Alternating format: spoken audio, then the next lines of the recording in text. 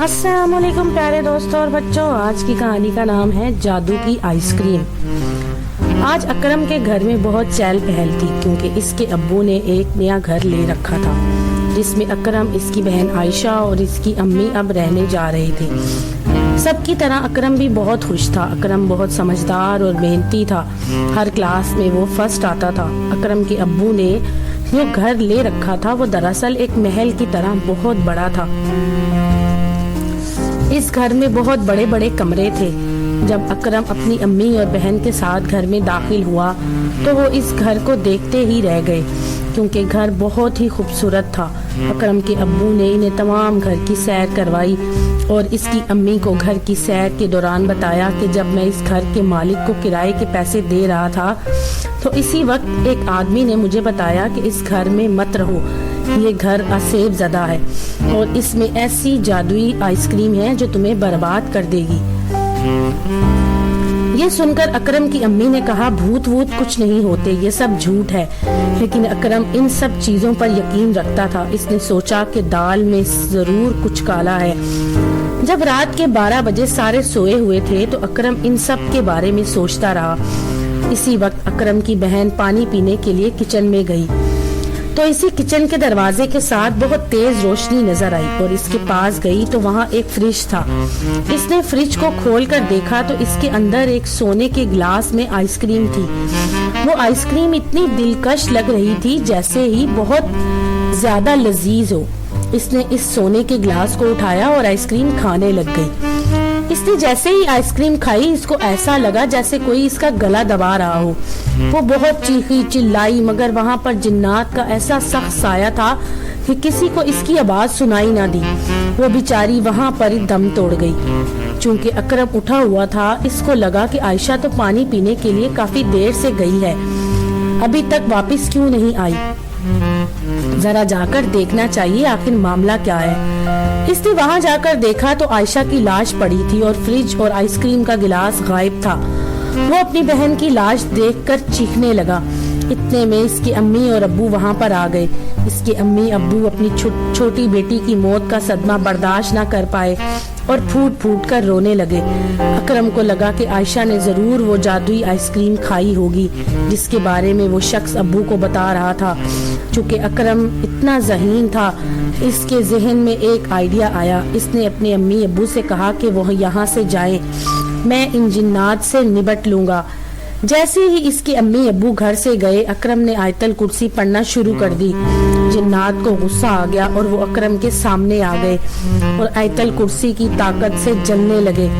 अकरम ने इनसे कहा कि बताओ वो जादुई आइसक्रीम कहाँ है, वरना मैं तुम्हें आयतल कुर्सी पढ़कर जला दूंगा। जिन्नात ने वो आइसक्रीम हाजिर कर दी। अकरम ने आयतल कुर्सी पढ़कर इस आइसक्रीम के ऊपर फूंक मार दी। चूंकि वो आइसक्रीम को काले जादू से बनाई गई थी इसलिए वो जलकर खत्म हो गई और जिन्नात जलकर मर गए। अकरम अपने अम्मी अब्बू के साथ इस घर में रहने लगा जिसमें पहले जिन्नात थे।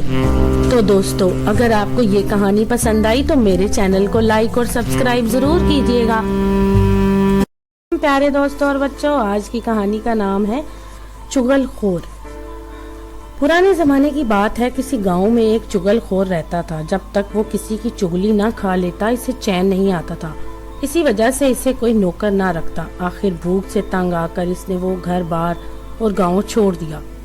वो एक दूसरे गांव में पहुंचा। वो एक किसान के पास इस शर्त पर मुलाजिम हो गया कि वो सिर्फ रोटी कपड़ा लेगा और हर 6 माह बाद एक चुगली खाने की इजाजत होगी।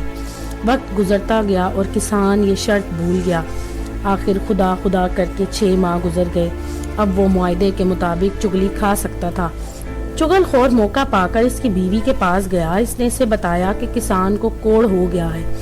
कोढ़ी का जिस्म नमकीन हो जाता है। अपनी तसल्ली करना चाहो तो किसान के जिस्म को काट कर देख लो।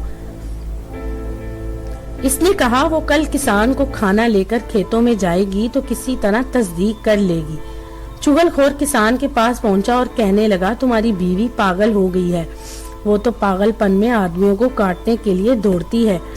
चुगलखोर ने इसे परेशान देखा तो कहा कि तुम्हें मेरी बात पर यकीन नहीं, तो कल जब वो खाना लेकर आएगी تو اس وقت کسان کو قائل کرنے کے بعد چغل خور کسان کی بیوی کے بھائیوں کے پاس پہنچ گیا۔ چغل خور نے انہیں بتایا کہ تمہارا بہنوئی تمہاری بہن کو روزانہ بڑی بے دردی سے مارتا ہے۔ چغل خور نے کہا کہ کل تم دوپہر کھیتوں میں آ کر دیکھ لینا۔ چغل خور وہاں سے رخصت ہو کر سیدھا کسان کے بھائیوں کے پاس پہنچا اور کہنے لگا، تمہارا بھائی ہر چوتھے روز اپنی بیویوں کے بھائیوں سے پٹتا ہے۔ اگر تمہیں اس بارے میں نہیں پتا تو کل آ کر اپنی آنکھوں سے دیکھ لینا۔ دوسرے دن کسان کی بیوی کھانا لے کر کھیتوں میں گئی۔ وہ کسان کی طرف بڑھی، کسان ذرا پیچھے کھسک گیا۔ اب بیوی کو یقین ہو گیا کہ دال میں کچھ کالا ہے۔ کسان نے روٹی لینے کے لیے ہاتھ بڑھایا تو اس نے جھپٹ کر کسان کی کلائی پکڑ لی۔ اب اسے یقین ہو چکا تھا کہ اس کی بیوی پاگل ہو چکی ہے۔